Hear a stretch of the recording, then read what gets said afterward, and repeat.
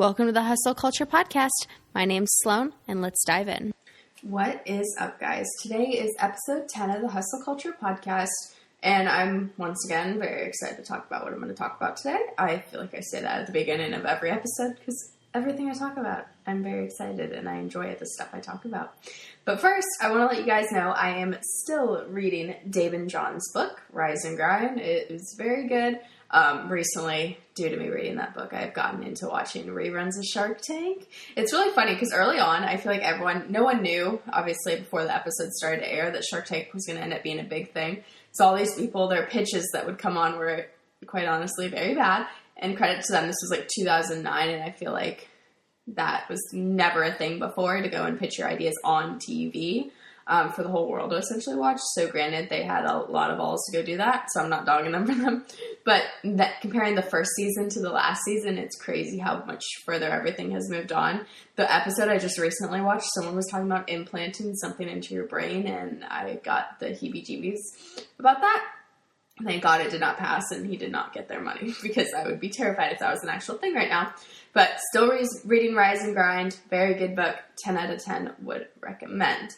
Today I'm going to be talking about my favorite thing in the whole world. Love-hate relationship, though, is Facebook. I was on Facebook a lot when I was younger, and then I phased out of it because Instagram became a thing, and I had no reason to be on Facebook anymore because my mom discovered Facebook, and then I did not want to be on Facebook anymore. Went to Instagram. Once I started my company, though, I realized I can't market where I'm comfortable with and where I buy products from and everything, because I'm not the customer. 21-year-old kids, I guess 18-year-old teenagers at that point, are not my market. I have to go where my market is, and unfortunately, moms hang out on Facebook, so I had to learn the ins and outs of the Facebook world. It was a struggle bus at first. I felt like a grandma trying to figure out how to work everything, but eventually I figured it out, and I have a couple tips and tricks I'd like to share with you guys. My first thing I do is whenever I'm looking to kind of expand to a new area, I join all the Facebook groups I can that are in that area. I am in so many different Facebook groups. It can honestly get a little bit annoying sometimes, but I'm in so many different Facebook groups, just because whenever someone asks, do I need a babysitter, I like to be the first one to see it.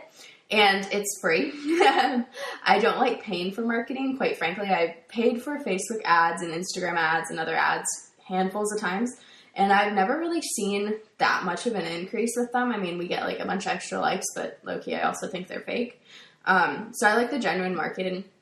One thing I did was I created like a template that I can copy and paste along with pictures to each one of those Facebook groups. The rules for each Facebook group kind of differ. Some don't allow business postings at all. Some do on only Mondays. Some don't care at all. So make sure you read those rules, because I've gotten kicked out of tons of Facebook groups for that. But I just post like crazy in them, and I get, every time I post 10 ads, maybe I'll get 20 likes on our page and everything, which may in turn be 2 clients. So, I mean, you kind of got to weigh how much time you want to spend on it.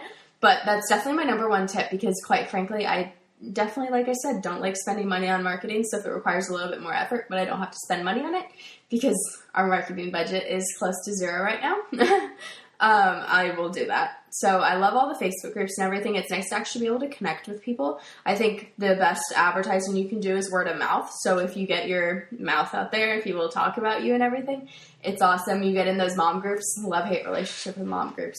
So much drama, so much petty drama that I hate, and I'm kind of just a bystander in them. But I've definitely weaseled my way into some mom groups that I probably shouldn't be in, but I try and keep low and not start any drama so I don't get kicked out of them. But I have been kicked out of several of them once they find out I'm not a mom. So just post like crazy. Share everything you can.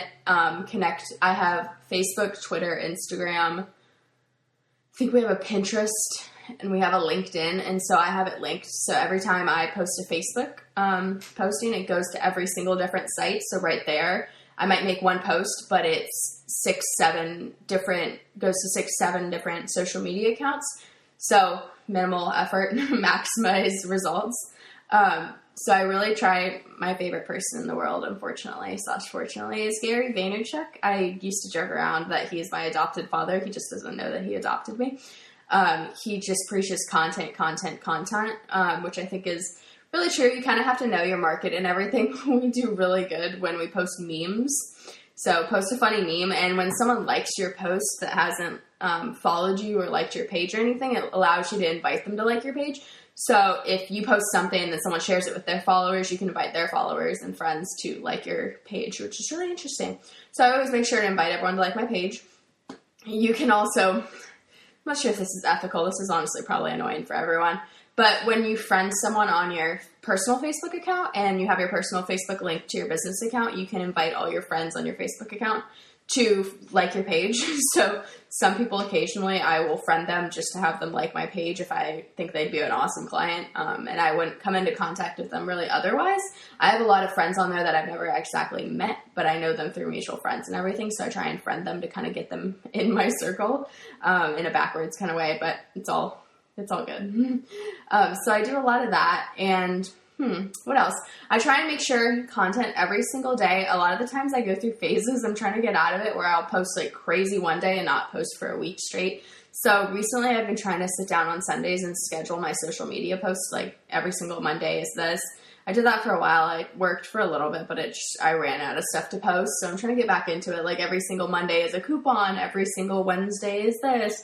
Every single Tuesday is this.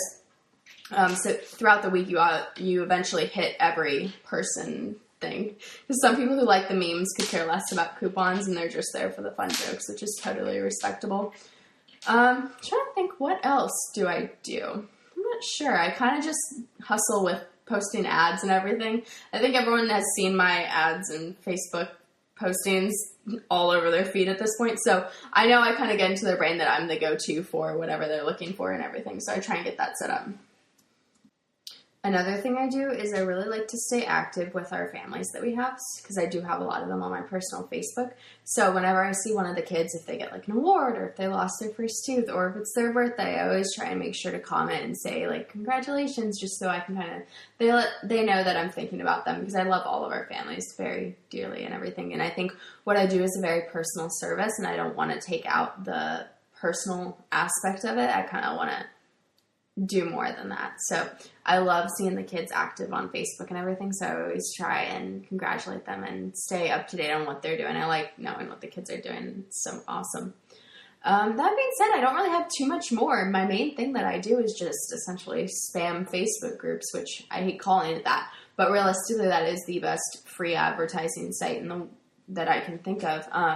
Instagram's a little bit trickier. I feel like it's just, there's no communities on Instagram, I suppose.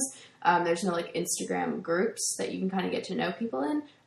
So Instagram's a little bit trickier, and it's a lot of just photo sharing. People really don't take the time to read the comments. So when I do Instagram postings, I make sure to have all the information in the picture. If I'm like posting an announcement, I just type the text and stick it on a white background and make a picture of it versus having it all in the caption, because I know, quite frankly, I don't read captions very often, so I try and make sure it's all in the picture.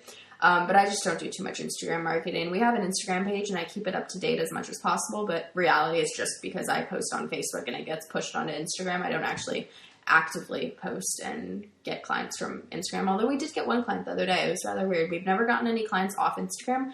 I actually thought we had our messages turned off so people couldn't message us on there, because I don't like having so many different venues for people to reach out to me on. We really only use Facebook, our email, and text message or calling. So I thought I had it turned off because no one had ever messaged us on there before. But unfortunately, it was on and they reached out to us. So yeah, that being said, keep doing your thing. You kind of got to find what works for you realistically. You got to know your business and everything. We work with moms, and moms are on Facebook. There's lots of mom communities out there and everything. So I think Facebook is definitely the place to go for a lot of personal services. That's the go-to. However, obviously it depends on everything. Thank you guys so much for listening. This is episode 12 of the Hustle Culture Podcast, and I will see you next week. And I'm actually thinking about starting to post 2 days a week. I'm not really sure how that's going to work out. I've tried to pre-record a couple postings, just because I'm going to be going out of town, and I'm actually moving. I'm going out of town, everything like that. So I'm actually thinking about pre-recording, and if I pre-record enough, then I can start posting 2 days a week, technically, even though I'm not recording 2 days a week. So yeah, have a great rest of your week. Hustle hard, hustle, but don't burn yourself out or you'll end up like me. Thank you. Bye.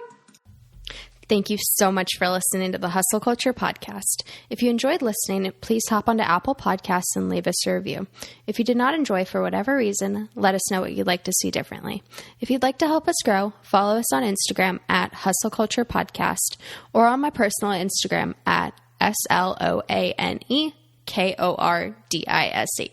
I'm so excited to grow with you. See you next Monday. Bye.